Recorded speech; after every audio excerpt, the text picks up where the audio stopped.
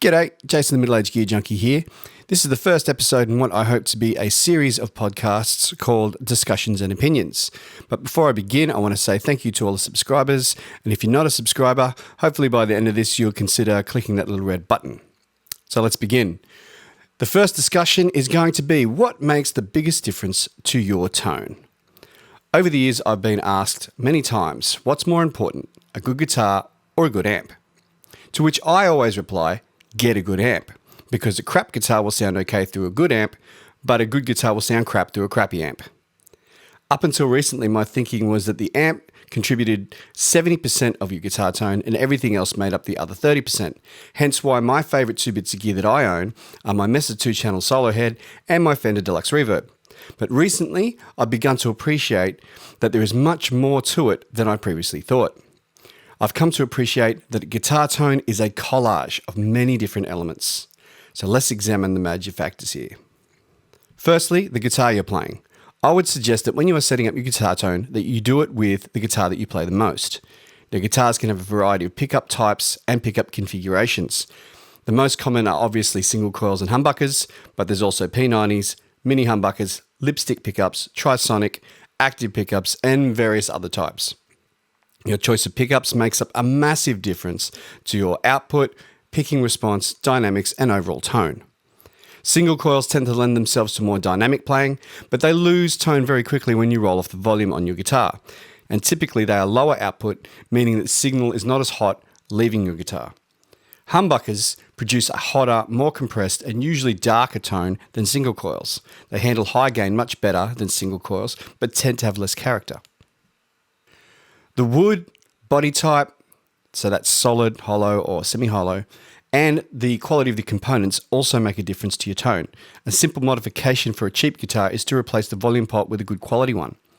When it comes to wood, I personally don't believe that the type of wood has a massive impact on the tone. However, I have heard several stories of guys installing Floyd Rose bridges on guitars that had hardtails and ruining the resonance of the guitar as a result. The strings that you use and the age of the strings can affect your tone. We've all changed old strings on a guitar and then after playing it for a couple of minutes asked ourselves, why didn't I do this earlier?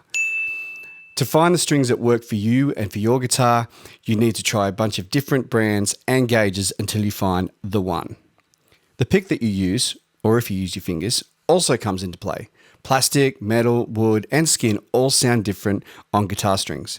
The edge from U2 sometimes scrapes the grip of his pick against the string, giving it a different attack. Brian May famously uses a coin, which gives him a much brighter sound. Mark Knopfler is famous for using his fingers. Using fingers has less attack than using a pick and tends to increase the bass content of your tone. Usually the next part of the signal chain is a guitar pedal or a pedal board. Nowadays, several guitarists use their pedal boards as a primary source of their tone. You can do this by using one or more pedal preamps, amp and or cab simulators, or amp in a box style pedals. By adding these types of pedals into your rig, you are relying less on the tone from your amplifier, if indeed you have one, for your overall tone. However, if you want the amp to be the cornerstone of your tone, then you wouldn't want to corrupt the signal by adding these types of pedals. Then we need to look at where you're placing your pedals, i.e. in front of your amp, in the effects loop, or a combination of both. By putting drive or an EQ pedal in the loop, you're relying less on the character of your amp and more on the pedal. This isn't wrong, by the way, it's just a different way of doing things. Now, if you're running a medium to large pedal board, using several true bypass pedals, you're probably going to need some buffering. Why, you might ask? Well, for every foot of cable that you run, your signal loses top-end clarity. If you are currently in this situation, try playing through your board with all your pedals off. Then plug directly into your amp. What you'll notice is that going direct sounds much brighter.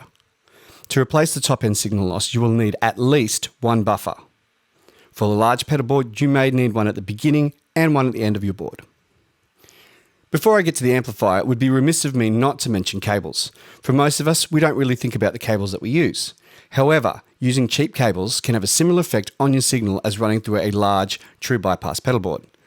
If you haven't tried using quality cables, I recommend you do so. If you only play at home, try using shorter cables.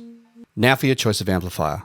This is going to depend largely on the style or styles of music that you play. Are you using it as a clean platform for your pedal board, or are you pushing it into natural overdrive? Are you using a high gain amp or one with a large amount of clean headroom? Any of these choices will affect your tone drastically. Traditional amps have their own definitive characteristics. Vox amps have very little bass, punchy mid-range, and top-end chime. They also tend to break up earlier than American-style amps. Fender amps have a reputation for having tons of clean headroom, scoop mid-range, and bright top-end, where Marshalls, on the other hand, tend to break up early with punchy mid-range and thick bottom-end. Modern amps seem to have less character than traditional amps. There's an emphasis on modern tube amps being more versatile, often having clean, vintage gain, and high gain options, as well as wattage options. Then there's the speakers. The size and amount of speakers will affect your tone. Take the Fender black and silver face lines, for example. You have the Princeton with one 10-inch speaker, the Deluxe Reverb with one 12-inch speaker, the Vibrolux, two 10-inch speakers, the Twin, two 12-inch speakers, and the Super Reverb with four 10-inch speakers. Although the circuitry in these amplifiers are similar, the choice of speaker or speakers gives each amp different tonal qualities. Then there's the choice of the speakers themselves. Celestia and Greenbacks, Vintage 30s, Arnico Blue, and pretty much every other type of speaker sounds different. I will attempt to demonstrate this when I buy a new speaker cabinet for my Mesa Solo Head. Finally, there's your hands. Now, there's a popular saying that tone is in the hands. I think this statement is a misnomer. This statement suggests that we all have different sonic properties in our hands. Cue hate comments now. Stevie Ray Vaughan said that tone's in the hands and he shits all over you, you dickhead. So if the tone was in Stevie's hands, why did he need to play vintage strats through Dumble amps? Couldn't he have just played a Squier Bullet Strat into an Ashton amp and still got the same sound? Truth is, he had gear that most of us would give our left nut for. However, what I do believe is that expression and feeling are transferred from the soul of the player through the hands to the guitar. These are intangibles and cannot be measured. So, what makes the biggest difference to your tone? After really thinking about it, I have come to appreciate how complicated a guitarist's tone can be. I believe that it depends on the player.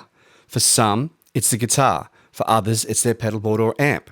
Some guys find their dream sound comes from plugging their Gibson SG into a crank Marshall stack. For others, it could be a lot more complicated than that. There isn't one answer. There's more than one way to skin a cat. Actually, that might offend some people. So, there's more than one way to skin a vegan. That's better. I hope you've enjoyed this video. If you did, you can let me know by giving me the thumbs up and I will consider doing more videos like this. And by all means, start some discussions below, telling me what I missed, what I got wrong, and if you actually agree with me. So thanks for listening. My name's Jason. Goodbye.